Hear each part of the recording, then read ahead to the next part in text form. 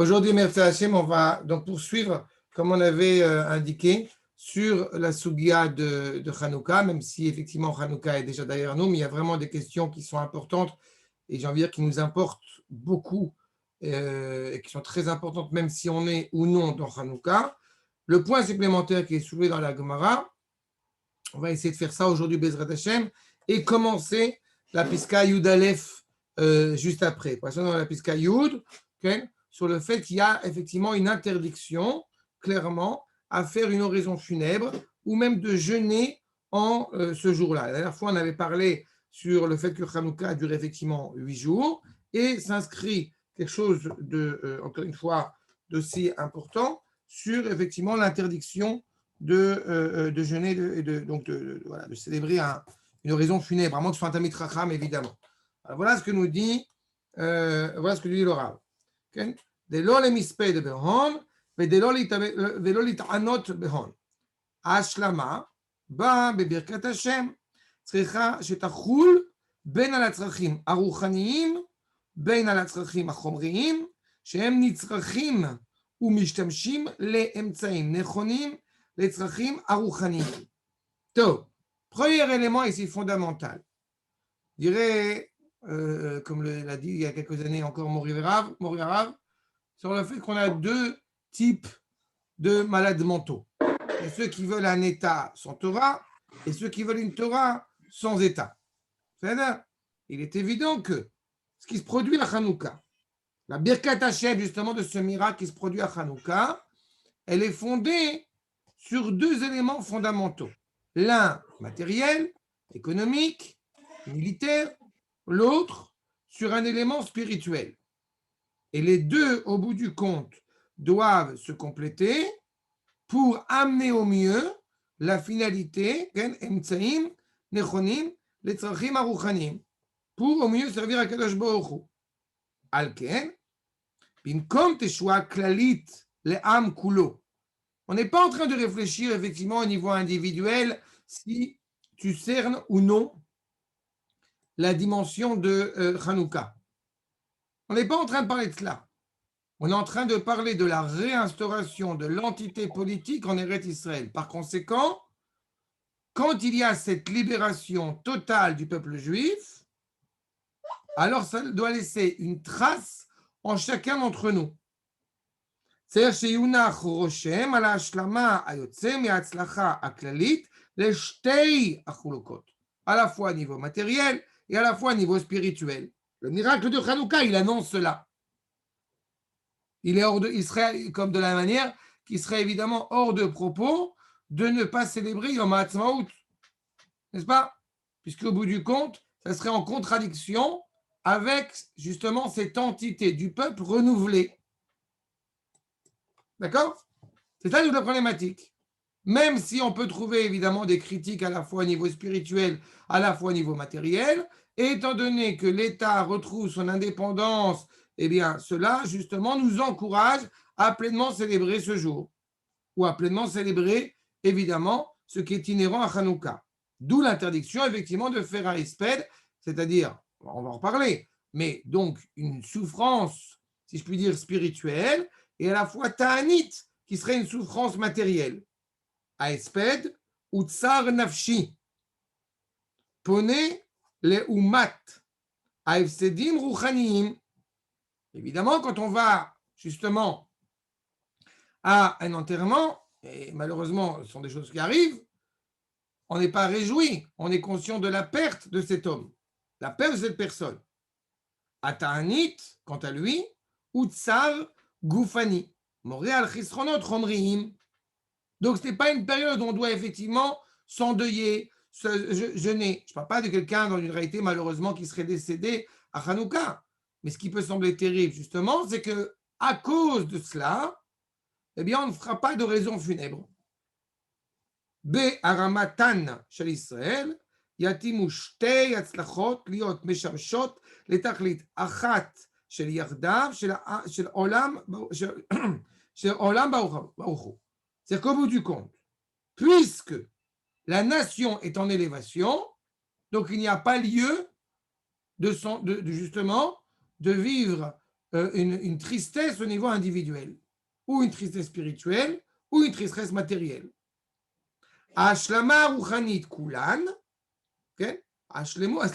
השלמות הרוחניות כולן, עם כל עודן והשלמות החומריים, כן? עם כל סבן, au bout du compte, tout ça est inscrit. Tout ça, encore une fois, prend son sens. Asam gevulecha shalom, ruchani, chelev chitim yasbiecha, chomri. Toute la bracha, justement, où on sait pertinemment que cette notion de shalom, déjà évoquée dans le passé, n'a rien à voir avec la pax romaine, la paix romaine, n'est-ce pas? Où c'est plus une armistice ou plus une sorte de non-belligérance que réellement shalom, alors que ce que nous implorons justement, c'est la finalité, pas le moyen, puisque nous souhaitons clairement la paix en tant que finalité, le nom d'Akelbourou qui réside, donc une dimension spirituelle pleine, sereine, le salut qui réside, et non au bout du compte, la paix comme un moyen où je serai tranquille, personne ne vient m'embêter, ce n'est pas ça l'objectif. Ça, c'est au niveau spirituel. Et d'autre part, que justement, eh bien, ce blé vienne pleinement te rassasier. Chomri. Donc, l'oraison funèbre d'un point de vue spirituel, שעמים רבים בא להם מפלתם דווקא מניצחונם. Où est le problème? C'est que dans la plupart des civilisations, ces deux dimensions sont clairement distinctes. On va, au bout du compte, ces peuplades, quand elles vont effectivement tomber, peut-être par victoire spirituelle ou par victoire matérielle, quand ils ont au bout du compte atteint cet apogée matériel, eh bien, ils n'y voient absolument pas la dimension spirituelle qui est inhérente à cette victoire. Ou l'inverse. Quand ils sont en train de parler d'un succès spirituel, moral, si vous voulez, cela peut aller à l'encontre de la réalité matérielle, de la réalité économique. Ils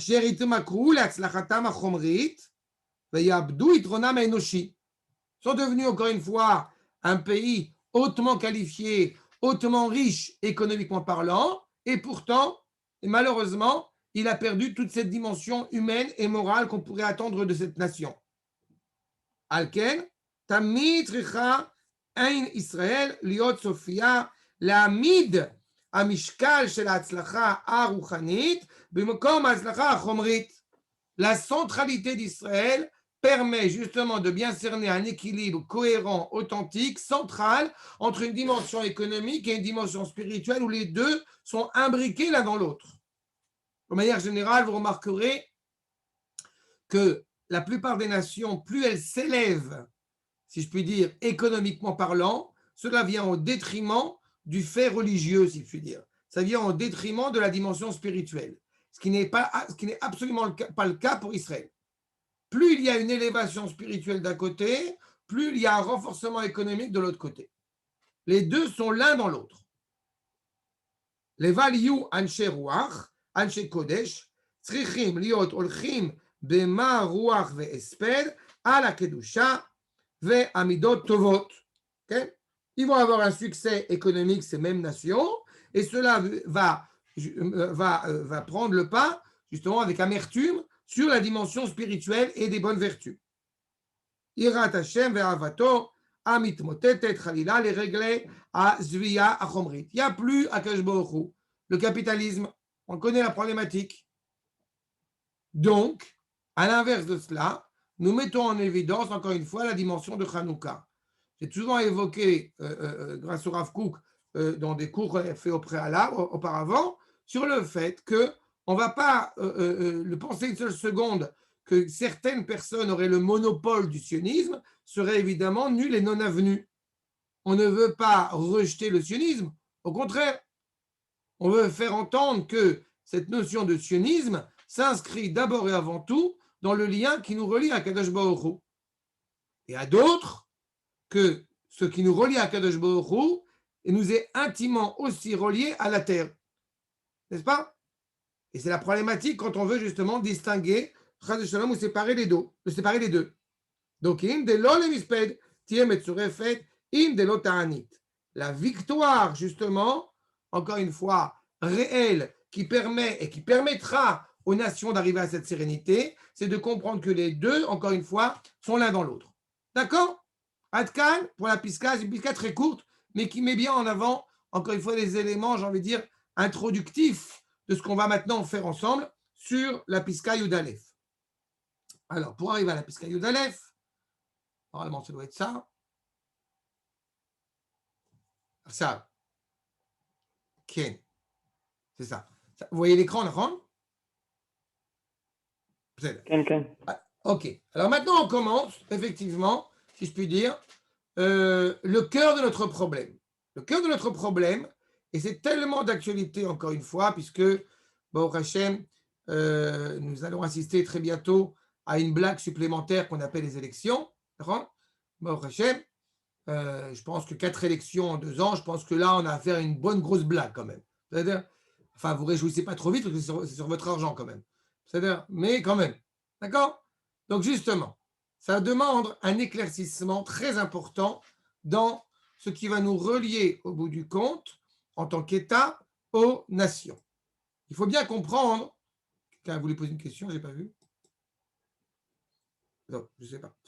En fait, il faut bien comprendre que dans la problématique qui va nous réunir aux nations, qui va nous unir, qui va nous faire entretenir un dialogue avec les nations, eh bien, il nous faut comprendre sur quels paramètres, au bout du compte, ce dialogue s'inscrit. D'accord? Alors, pour cela, je voudrais, Bezrat Hashem, commencer avec vous cette pisca. Donc, quand les Grecs, effectivement, Shenichnesu Ayevanim, Laechal, Timu, Kol Hashmanim Shebaechal. Les Grecs qui rentrent dans l'autel ont rendu impures toutes les huiles qui sont dans l'autel.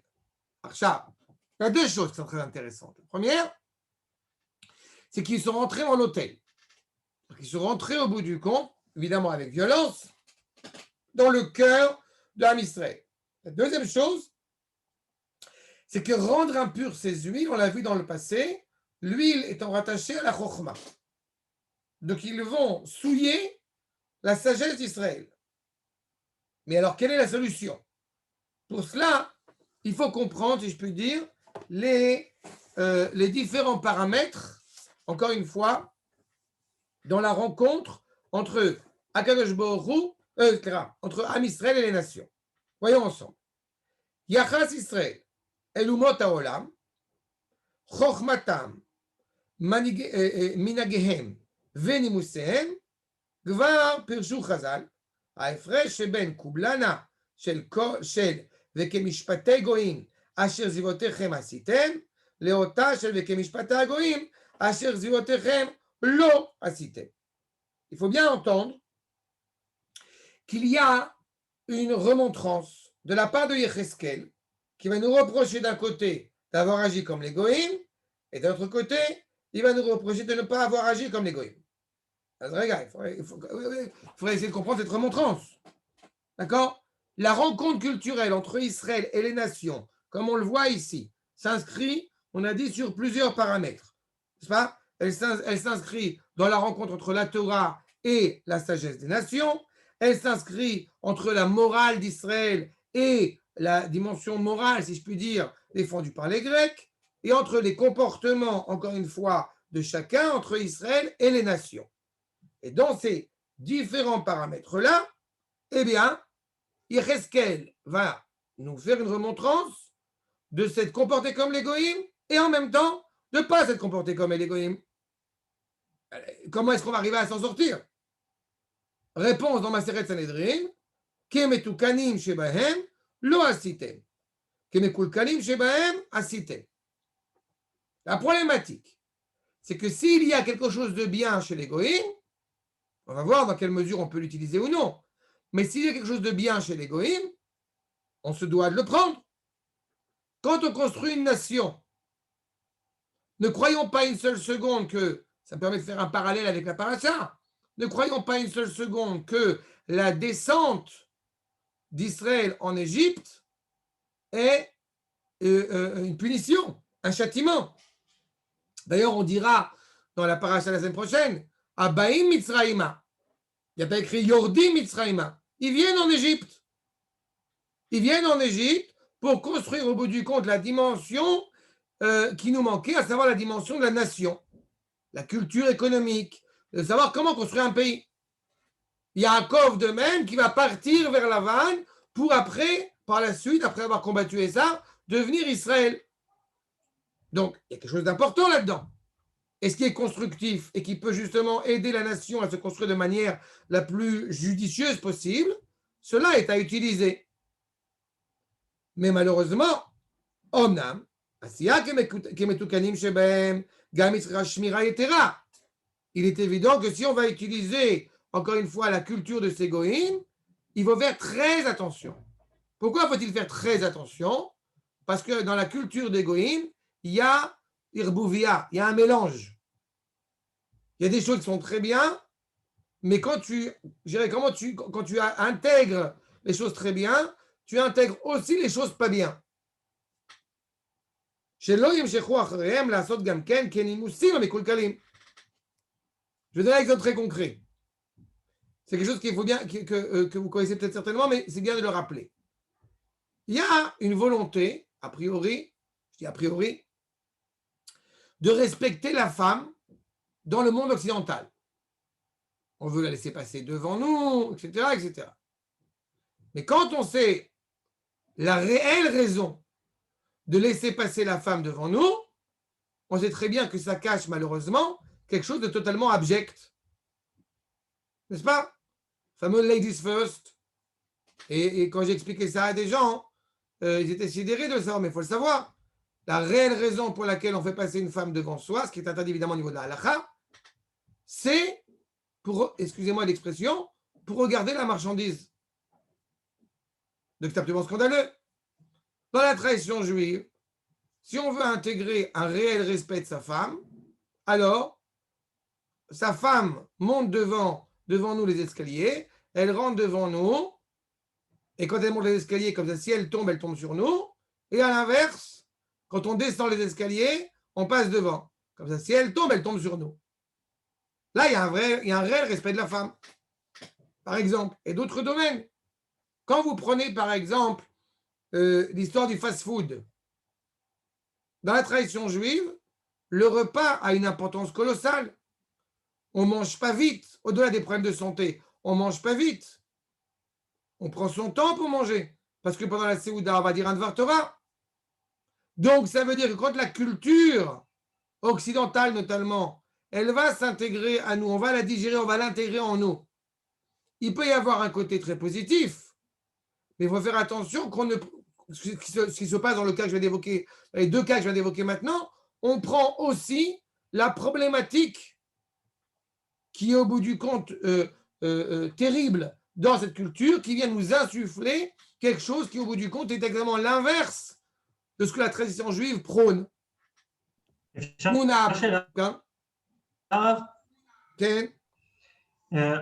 Mais imaginez que, par exemple, on se retrouve comme ça en shidduch ou quoi, et que comme la tarbout des goïms, elle nous a tellement influencé que, par exemple, la fille, elle s'attend à ce qu'on fasse des choses comme ça qui sont pas à Soro Alpé Alacha, mais qui sont pas de nos valeurs à nous. Comment il faut réagir par rapport à ça? Dans la mesure où tu sors avec une meuf et qui est très imbibée de la culture occidentale, ou pas forcément très imbibé, mais c'est Stam, tu vas dans un café comme ça, et elle s'attend à ce que tu lui ouvres la porte. Tu peux lui ouvrir la porte, mais tu passes devant. Et après, elle va dire... Je ne sais pas ce qu'elle va dire.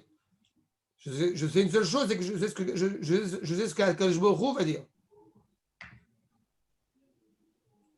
C'est ça? Ok, j'ai compris. Donc, à partir du moment où c'est une fille avec qui tu veux sortir et avec qui tu veux mener ton foyer, il est évident qu'Akadosh Baruch Hu passe en premier. C'est partie justement de l'environnement. Mais ce n'est pas forcément interdit. Si, c'est un problème. Il y a un problème de pudeur. Qui t'a dit que ce n'était pas un problème de halakha, bichlal, de laisser passer la femme devant? Ce que j'ai souhaité, c'est un problème de halakha. Quand on ouvre une porte comme ça, quand on ouvre une porte, on doit passer devant? Bevadaï. C'est le khati. Même si l'escalier, rien?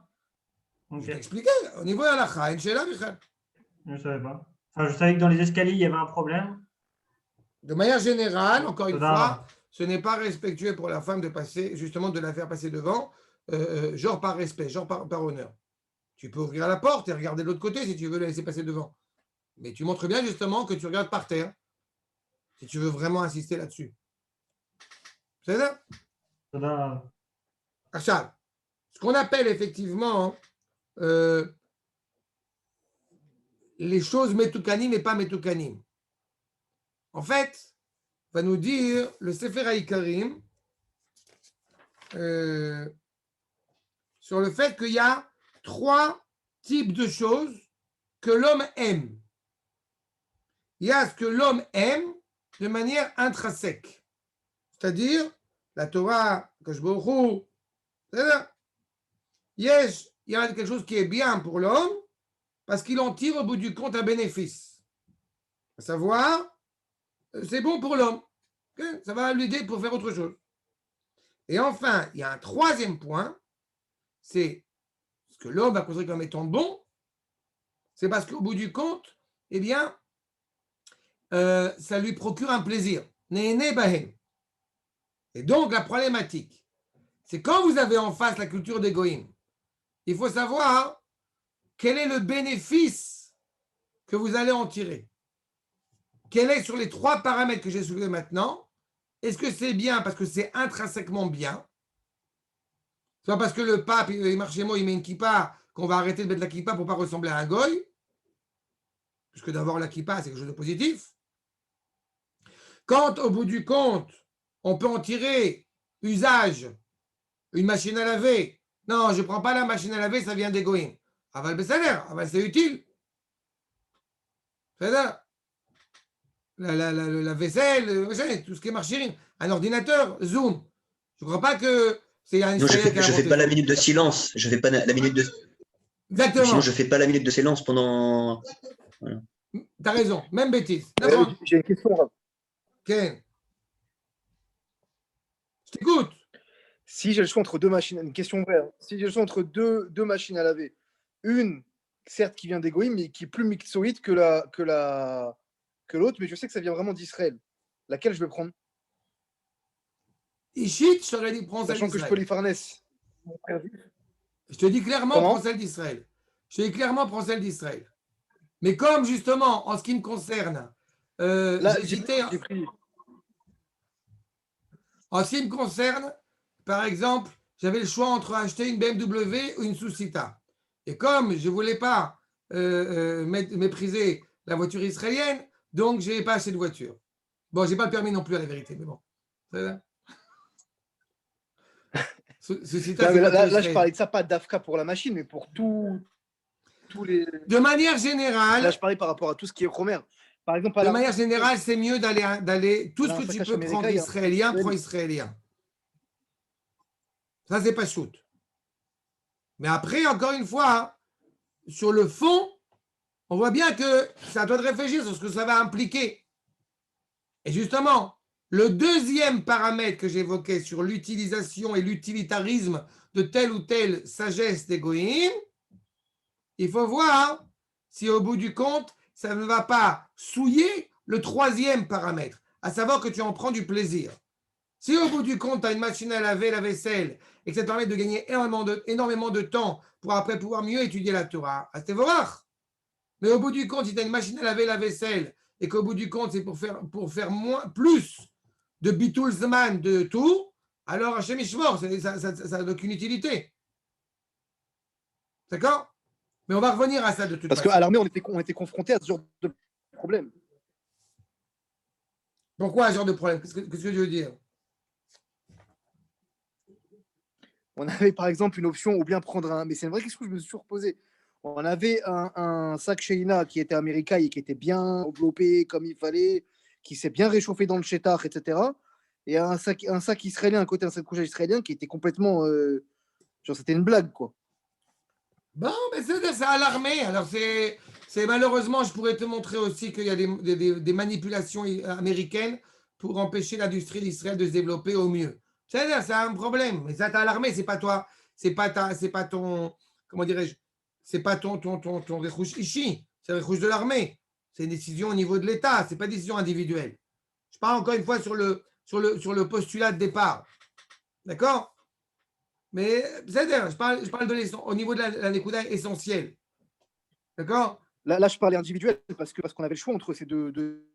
Si tu as le choix et que, encore une fois, ça peut être utile dans ce cas précis pour avoir vraiment chaud, alors que quand tu es dans un terrain froid, je te dirais naturellement, après ce que tu soulèves, alors je te dirais naturellement de prendre le meilleur saccage qui soit, peu importe d'où il vient. Mais encore une fois, de manière générale, il faut essayer de renforcer la parnassa israélienne. Mais bon, laisse tomber, c'est encore un sujet à part entière. Sur les zones qu'on est en train d'évoquer, c'est l'idée même, encore une fois, de cette tarbout qui viendrait de l'étranger, qui viendrait de l'extérieur. D'accord? Arshav. Donc, je reprends. Aïsod Aneeman, le Hanaga Beze, ou chez Israël, c'est chez Ishmor et Troucho, voyez ça l'essentiel.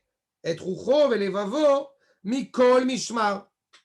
Im le famim, ir et d'avartor, quand on vient de le soulever à l'instant, il faut faire très attention. Il faut se préserver. Comme j'ai dit, ça ne vient pas au détriment de l'esprit d'Israël. Ça, s'il y a quelque chose de bien, de temps en temps, le Lefaïm ici est très intéressant. On va y revenir. Anaga Yeshara vetikun yeshuvo shel olam be'amim veikacham le'aviam le'gvulo. Il voit quelque chose dans le comportement social, culturel, tout ce que vous voulez, qui peut au bout du compte, un sac de couchage pour reprendre la question de David, au bout du compte, si c'est utile parmi les nations et que ça peut renforcer encore une fois la dimension en Israël, alors intègre-le chez toi. Ben, va nous dire le Rav Kook dans Igrot Araya Aleph, la Igeret Kouf Mem Vav. En anus kukim beshum ofen l'ilmod midarkei Europa. On n'a absolument pas besoin d'utiliser les chemins proposés par l'Europe, les dimensions proposées par l'Europe. Afalpi, chez Gamze enenu klal muchlat, ene. En parallèle, il dit, on ne doit pas venir apprendre des cheminements de l'Europe, des manières de se comporter qu'on peut trouver en Europe, mais malgré tout, il dit, ce n'est pas absolu. Umimetukanim chez Bahem, ce qui est encore une fois cohérent, réparé chez eux, alors allez-nous, à Choval Ilmon, on se doit d'apprendre. Et pas pour au bout du compte, encore une fois, avoir pour objectif d'être éternellement reconnaissant à l'égard de l'Europe. Bien au contraire, puisque toute la création n'a qu'un seul objectif, c'est propager le nom d'Akadosh Baruch Hu. La grandeur de Yitro, c'est que justement, on n'en parle plus dans le Sefer Dvarim. Quand Yitro va proposer des conseils auprès de comment gérer le peuple chez Moshe Rabbeinu, dans le Sefer Dvarim, on ne se réfère plus à Yitro. Il a accompli son rôle. Aval, Beyamenu nitkalkelu, c'est ça toute la problématique. Nous dit le Rav Kook, Beyamenu nitkalkelu kol kach hadeot. עד שקשה למצוא את הנקודה של המתוקנים שבהם. Le Rav parle surtout après la Première Guerre mondiale. Toute cette effusion de sang, de ce qu'elle a impliqué, qui est le plus grand drame de l'histoire. Elle nous a fait comprendre encore une fois combien il est difficile de séparer, de distinguer le bien du mal dans cette culture occidentale.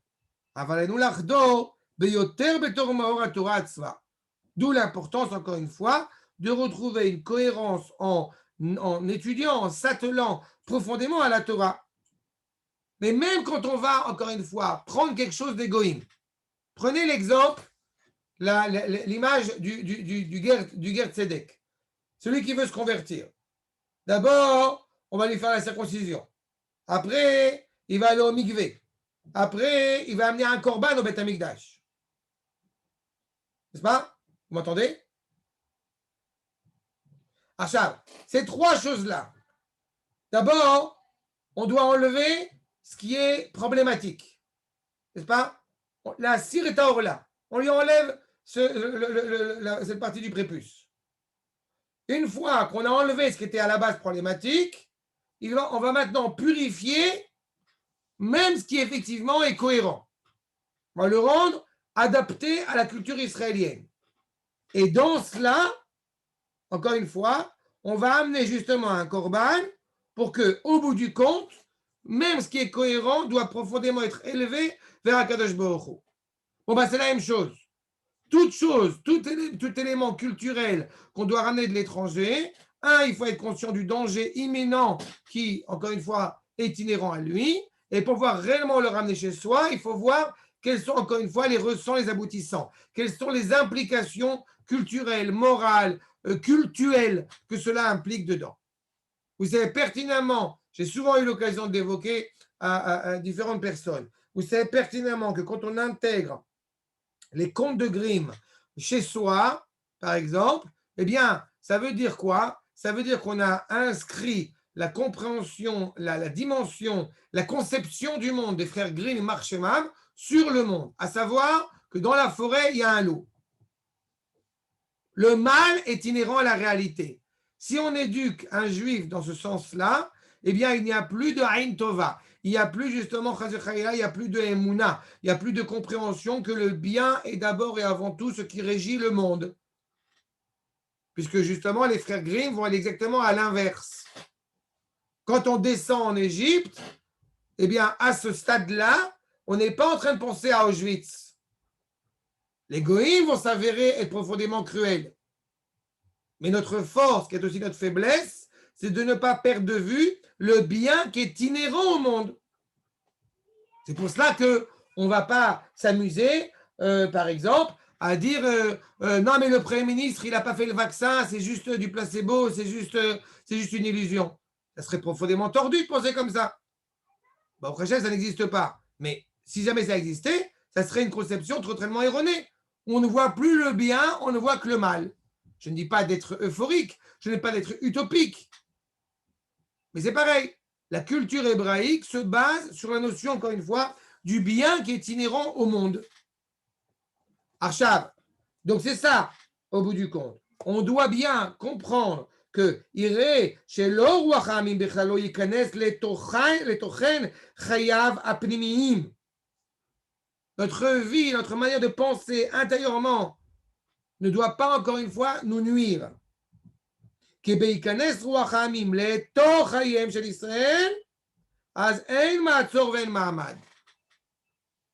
vais souvent dire, on rentre maintenant dans la poète des Shovavim, j'aime souvent dire qu'on est protégé, on a la mezouza quand on est à la maison. Alors que justement, c'est quand on sort qu'on doit se rappeler que Akadosh Baruch Hu est un. C'est pour ça qu'on met la mezouza sur la porte, sur le fronton, quand on va pas dans cette période justement de distinction, de séparation. Mais aujourd'hui, malheureusement, à Ruach Achitzonit, okay, il ne rentre même plus par la porte, il rentre par Windows, il rentre par la fenêtre. Donc on est obligé de se protéger encore plus. Et c'est très compliqué. Askvar, Nedaf Ruach Israël, Mimkomo, Ve'al Kiso, Yishev Zar. C'est ça le problème. Qui est assis au bout du compte sur le trône? Qui est assis sur le siège? À la rigueur, ce n'est pas un problème. Le problème, c'est que ce n'est pas ils sont, au bout du compte, souillés la Chokhmat d'Israël. Quand il est fait, il veut rentrer dans le Oel Shel Shem, ça peut être une bracha. Tant qu'il est conscient que c'est Oel Shel Shem. Quand est-ce que ça devient terrible? C'est quand il vient prendre le pas sur la tente, sur le Beth Midrash de Shem. Il y a quelque chose qui m'a toujours beaucoup fait rire, c'est quand les nations, jadis, s'exprimaient en disant qu'il faudrait que Jérusalem soit une ville internationale. Je ne sais pas si vous vous rappelez, il y a des siècles, les Goïms parlaient comme ça. C'est-à-dire, ou de dire une phrase encore plus intelligente, Jérusalem est la ville des 3 religions monothéistes. C'est-à-dire encore une autre bêtise qu'on a pu entendre dans le passé, que bon, on n'entend plus maintenant. Aval, ce qui est très marrant dans cette histoire, c'est qu'ils prennent la décision pour la paix qu'il faut faire de cette ville une ville internationale. C'est comme si demain, je venais chez toi, je te foutais dehors, et qu'après je dis, pour qu'il y ait la paix, pour que ce soit serein avec tout le monde, je vais te donner, allez, je vais te donner une pièce dans la maison, une pièce au voisin et une pièce pour moi. Mais on t'a rien demandé, va chez ta mère. D'abord et avant tout, Yerushalayim, Ira Kodesh, Iro Shel Olam. C'est le centre d'Israël. Donc un zar, le Echol Hashem et pas. Quand un goy va vouloir amener un korban pour Akadosh Baruch Hu, il va amener un korban shlamim. On prend le korban, on le transforme en hola. Il faut hors de question qu'un goy puisse penser une seule seconde, qu'il puisse bénéficier 1 millimètre, encore une fois, de la sainteté d'Israël. Il ne peut en bénéficier que en reconnaissant son annihilation totale devant Akadosh Baruch Hu. Donc, un korban shlamim devient hola, qui est totalement élevé devant Akadosh Baruch Hu. En cela, on peut discuter. C'est pareil, il y a encore quelques années, il y avait des goyim qui montaient sur le Harabait. C'est-à-dire, bon, maintenant, il n'y a plus ça. D'accord? Comme le cours est enregistré, donc, quand les gens ils le verront dans quelques années, ils diront, c'est vrai, dans le passé, il y avait. C'est-à-dire, dans le passé, il y avait des goyim qui montaient sur le Harabait. C'est-à-dire, aujourd'hui, Baruch Hashem, il n'y a pas de goyim qui montent sur le l'époque où il n'y avait pas le Beth Amikdash. Aujourd'hui, c'est ça, à l'époque où il n'y avait pas le Beth Amikdash, il y avait des goyim qui montaient sur le Harabait. C'est-à-dire, maintenant, Baruch Hashem, on a fait la barza de mon fils, on est monté avec les tefilines, bon, presque. C'est-à-dire, Baruch Hashem. עכשיו, בכל מקרה, אז כן, לא יש דבר. כי אם רוח ישראל צריך שיהיה איתן, וקבוע בלב. C'est ça le sou qui doit diriger. C'est comme on a encore parlé cette semaine dans Parashat Vayechi. Kol knessia sheleshem shamayim yichola litkayem. Tout le monde n'arrête pas de parler d'union nationale. Mais au bout du compte, c'est une union nationale où vous avez comme ça un député qui, comment dirais-je, qui a parlé, maintenant il est en train de se faire rembrouer, comme on dit, mais il a parlé d'union nationale, d'être prêt à s'unir avec les Arabes, mais certainement pas avec les Juifs. Ça, il y a trop de moutarde sur le drapeau, d'accord, Khardal sur le drapeau. Les religieux, sionistes, fanatiques, on veut pas se mettre avec eux. Mais on parle d'union nationale, d'accord? Bien fait. Évidemment, c'est une bêtise, c'est une fausse union. Je ne vais pas dire son nom parce que je perds du mal de Benny Gantz. Mais vous comprenez la problématique? Toute la dimension, encore une fois, de roi Israël, c'est un roi Israël Chaya. Quand Ben Gurion, il a dit, comme ça, avec un peu de cynisme, avec le Rav Yehuda, qu'est-ce qui passe avant? C'est Am Israël ou Torah d'Israël? Alors, il est Talad de Bieliaou. Ils disent Am Israël. Rav Yehuda répond, mais ce n'est pas à Am Israël qui est mort, c'est Am Israël vivant. Pourquoi la Torah? Parce qu'une Torah sans Am Israël, elle ne peut pas tenir le coup. Elle ne peut pas vivre, elle ne peut pas se révéler. Mais un Am Israël sans Torah, il perd de son identité, de son roi. Donc, l'unité du peuple, oui, ça va Kodesh. Parce qu'il n'y a que ça qui peut, au bout du compte, faire réellement tenir le Am Israël. Sinon, à long terme, on voit bien ce qui s'est passé. Un sionisme sans Torah se casse la figure. Donc, roi Israël, il doit aller devant. Eitan, vekavua balev. Eitan, vous retrouvez évidemment, Eitan Aizrachi, c'est le roi de Avram Avinu. Fort, stable. התורה והמצווה וכל המידות הקדושות שהן שייכות לה, צריכות שיהיו חוסנם ומעוזם של ישראל. C'est ça qui doit animer, c'est à ça qu'on aspire. Le candidat qui sera Premier ministre, Bezrat Hashem très prochainement, quand il va se présenter aux élections, puisque tout le monde se présente en ce moment aux élections, parce que quand il va arriver et qu'il va dire « Je veux la Gdusha en Israël, je veux reconstruire le Beth Amikdash » ou au moins permettre aux Juifs clairement de prier Chofshi sur le Harabait. C'est fait, on peut commencer à discuter. Aval, si c'est un roi qui dit il faut faire attention, qu'est-ce que les goïmis vont dire? Ça veut dire que, hélas, comme dirait le Gras, la galoute, elle n'est pas encore sortie totalement de nous. C'est toute la problématique. ומצד החיצוני, והטפל שבחיים, מצד צורך השעה, ויישוב העולם.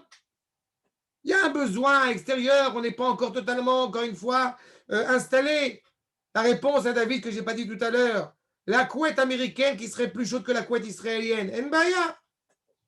Aval, on va essayer de travailler dans la meilleure condition pour créer, et Israël peut le faire, pour créer une couette israélienne qui sera profondément meilleure.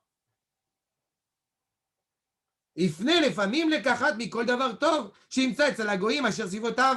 כן? Il va prendre au bout du compte ce qui est chez les goïms, parfois qui est utile, parfois qui peut être justement pleinement utilisable.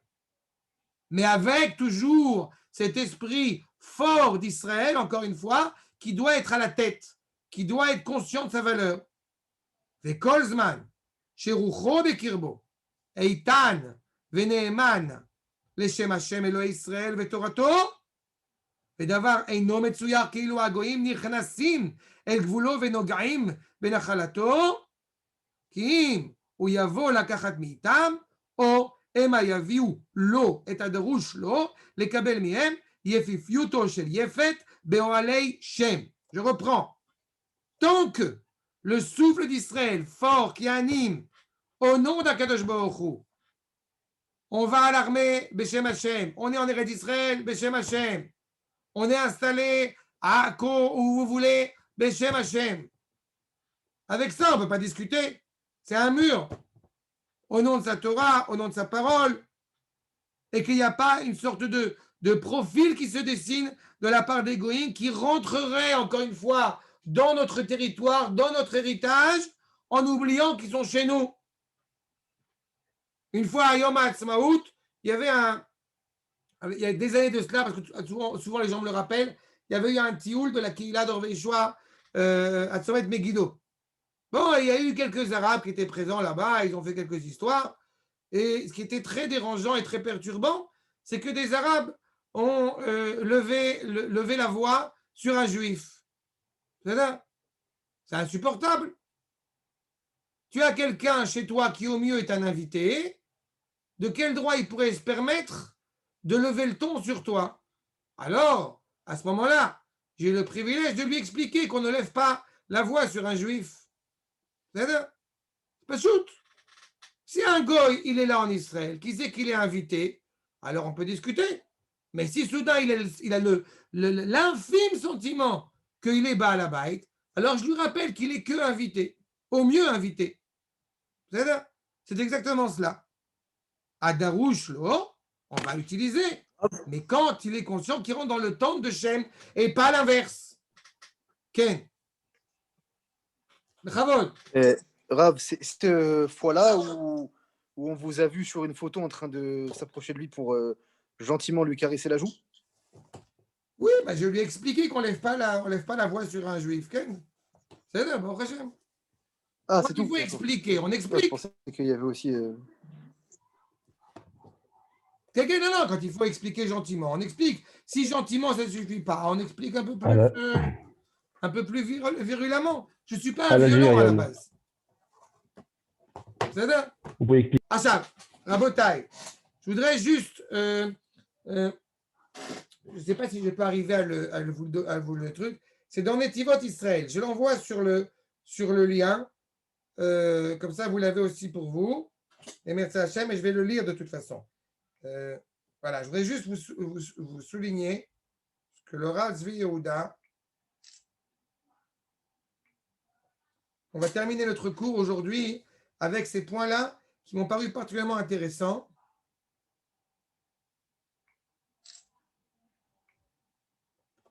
C'est dans le Netivot Israël. Netivot Israël Kerer Bet, il y a un Mahamar qui s'appelle justement Kemetukanim Shebahem. Le Mahamar Shivim 71 dans Netivot Israël du Rav Zvi Yehuda, le fils du Rav Kook. Je peux une seconde d'Afka faire. Ça marche. En fait, il va essayer, il nous donner d'ailleurs un enseignement qui est très important sur ce que Ken on peut apprendre d'Afka des Goïm. Vous allez voir au bout du compte comment est-ce que le Rav il écrit ça. Alors, une seconde, est-ce que vous voyez l'écran? Je fasse un truc. Share screen.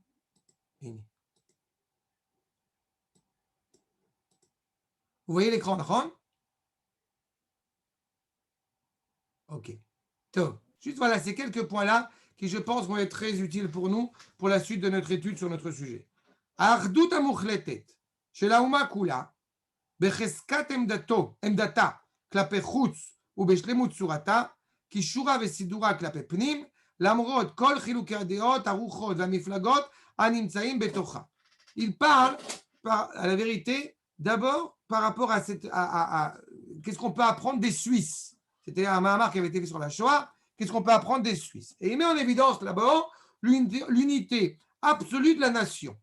Quand on se tient devant des ennemis extérieurs, le fait, et aujourd'hui on le voit bien, le fait que Baruch Hashem, malgré les discours, parfois c'est étrange, mais en tous les cas, on n'a pas deux nations aujourd'hui au sein d'Israël, et j'espère que ça va rester comme ça pour l'éternité. On a cette nation qui est clairement, encore une fois, au sein d'elle, en dépit des distorsions, en dépit des controverses. Deuxième point, et ça, encore une fois, on peut le trouver chez les Goïms. Vous trouvez chez l'Amérique, par exemple, cette fierté nationale. C'est quelque chose, qu'encore une fois, qui n'est pas négligeable et qu'on peut tout à fait prendre à notre compte. Les gens vont se demander, mais il n'y a pas de Gdoucha dans le drapeau. Mais le fait d'avoir du respect pour le drapeau d'Israël, ce n'est pas seulement un respect pour le drapeau, au-delà du fait qu'il y a quelque chose de profondément noble dans ce drapeau. C'est un respect pour la nation, c'est un respect pour tout ce que cela implique. Deuxième point. Mesirut hanefesh, agmura be'amidata shel chaye haouma be'artza. Le don de soi, encore une fois, absolu de la nation et pour la nation et pour sa terre. Begvurat ruach etana vechosen nefesh mutzak. Encore une fois, la fierté, vous pouvez le retrouver chez un certain nombre de juifs où on est fier d'appartenir à cette nation et on ne bouge pas. Ou marbe chela atzmi, une armée, sa propre armée. Be'el kol efsharut l'ardira shel kol ruchot zarim veshiltonam. C'est une vraie question. Il est terrible au bout du compte quand on retrouve certains Israéliens qui sont profondément animés par la volonté de ressembler à des goïms. On va mettre l'arbre de Noël, on va mettre le sapin de Noël, on va mettre le costume du Père Noël. Toutes ces bêtises, évidemment, n'ont absolument... Reviennent, sinon... Ah, bah voilà. Excusez-moi, ça a coupé. Ouais. Ah voilà, c'est Vous bon. m'entendez? Je reprends ça. C'est pas la première fois que ça m'arrive, c'est très énervant, mais... On vous entend pas. Le truc. Top. Je ne sais pas ce que vous avez entendu sur le premier point et le deuxième point. Ce que j'ai simplement soulevé, c'est le fait qu'effectivement, le premier point qui est... Ah, j'ai oublié de reprendre l'enregistrement. Ah, c'est là. Donc, le premier point sur le fait qu'effectivement, il y a l'unité de la nation qui est incontournable. Le don de soi, okay? Le don de soi vis-à-vis, encore une fois, de l'État, vis-à-vis de son peuple. Troisième point, Ritouk, Masoret Adorot, Vekesher Akavod Anafshi, à Amok Elea. On peut trouver ça chez les nations, sur le fait qu'il y a une sorte encore une fois, de suivi, de maillon dans la chaîne. La France, par exemple, jusqu'à il n'y a pas si longtemps que ça, elle parlait avec énormément de respect, énormément de dignité, de valeur pour Louis XIV, pour Louis XV, pour la Révolution française, pour toutes ces valeurs-là. Parce qu'aujourd'hui, évidemment, elle ne sait plus tellement mettre en place, mais il y a une chose comme ça, cela. Donc c'est ça. Akesher akavod anafshi, amok elea. Betor kol mechaveh chuvshat adeot, azramim ashonim. Avec, encore une fois, une liberté de pensée, une réflexion, amidbate gambe ma'alach yachasa agun, shel ha'am kulo, ujderotav ashonot. Tout ce qui est, encore une fois, constitué l'histoire de la nation. D'accord? Ça, c'est encore une fois le point. Ce qu'on va appeler à la fois du fait religieux, du fait spirituel, la pensée, ce qu'on va appeler le Rav, asocialismus sadati. Tout ce qui, au bout du compte, relie la vie en société autour d'un certain nombre de valeurs. Ça, quand un goy, au bout du compte, présente cela, une nation présente cela, alors on y voit quelque chose de positif, une bracha. D'accord? Vous êtes avec moi?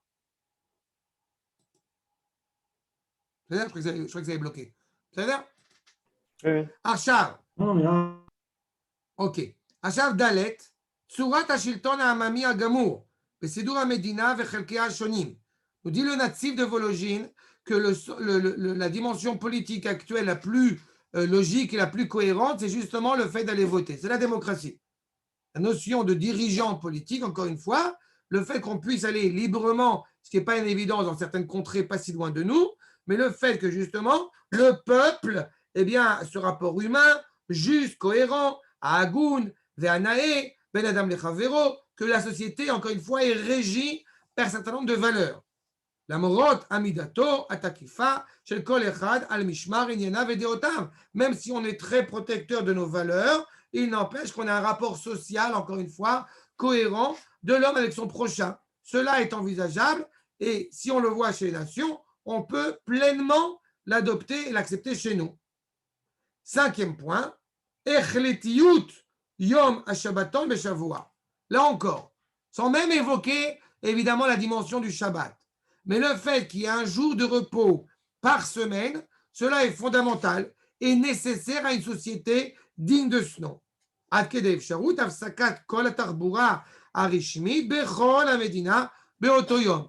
Jusqu'à même, justement, ce qui est le cas dans beaucoup de pays dans le monde, de ne pas permettre la circulation des transports dans tout le pays.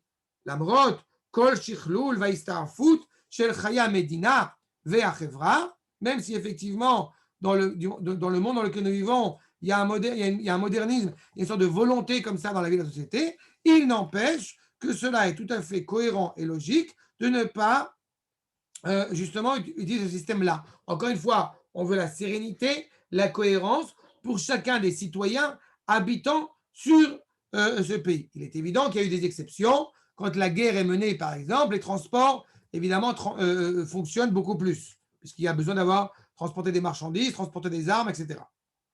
Et sixième point, enfin, Itkonenut les pashtut veletiviyut bechaye hamaaseh ve'aruach. On est en train de développer, de propager une règle de vie naturelle, même dans la manière de tout ce qu'on va développer, c'est-à-dire l'industrie, l'art, l'agriculture, התפתחות ההרחבה, התעשייתית, החקלאית, התרבותית, המדעית והספרותית. Pas parce qu'on va dire que dans tel pays, justement, il y a de l'art, il y a de la musique ou n'importe quoi, comme nous, on va se consacrer à la Torah, donc on ne va pas consacrer aussi une part de cette Torah à tout ce développement-là. On sait pertinemment que cela est fondamental. Le rapport à la propriété, le rapport...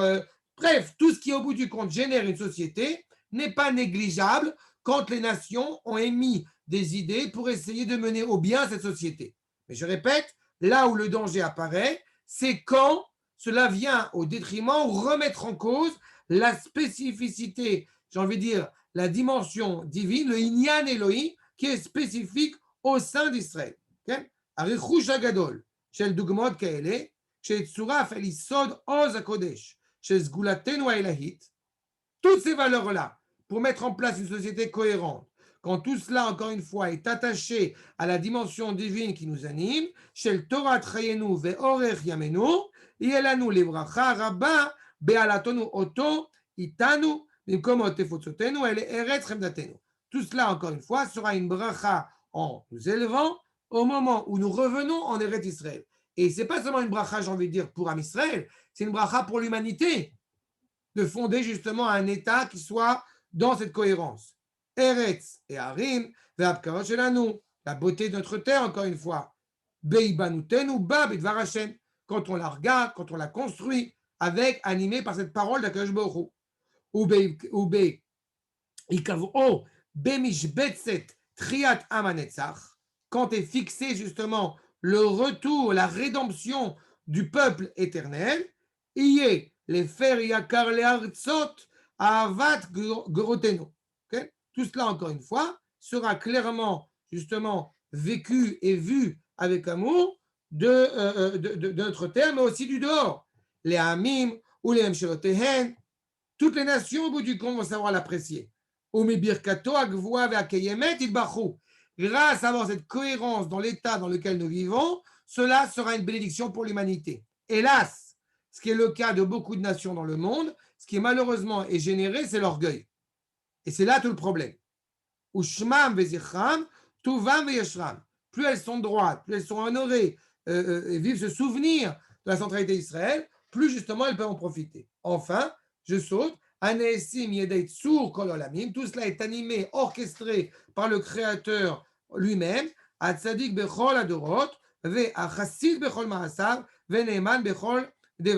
encore une fois, tout cela est orchestré Tsur Kol Olamim, c'est-à-dire Akadosh Baruch Hu, le rocher auquel nous nous rattachons, la justice par excellence, la bonté, la miséricorde par excellence dans tous ces actes fidèles, dans toutes ces paroles. puisque le cœur, encore une fois, doit fonctionner comme il se doit, quitte, encore une fois, à recevoir de l'aide, à recevoir, encore une fois, une reconnaissance de la part des autres membres, mais tout cela, encore une fois, ne vient pas au détriment de ce cœur. Et toute la guerre que nous menons face aux Grecs et face aux nations, elle est, encore une fois, générée par ce problème-là. D'accord? Elle gère autour de cette question-là, qui est une question cruciale. On n'a pas fini la Pisca Yudbe, mais j'ai fait c'est pas une digression, parce qu'on est en plein dans le sujet. C'est-à-dire, Rabota, est-ce que c'est clair sur ce point? D'accord? J'espère que je n'entends pas, j'espère que c'est clair, mais... Oui. Bochim Tiou, Ça va. Shavua Tov. כן, תודה רבה. שבוע טוב, שבוע ברוך. טוב. שבוע טוב. Shavua Tov, Shavua Tov. חזק וברוך.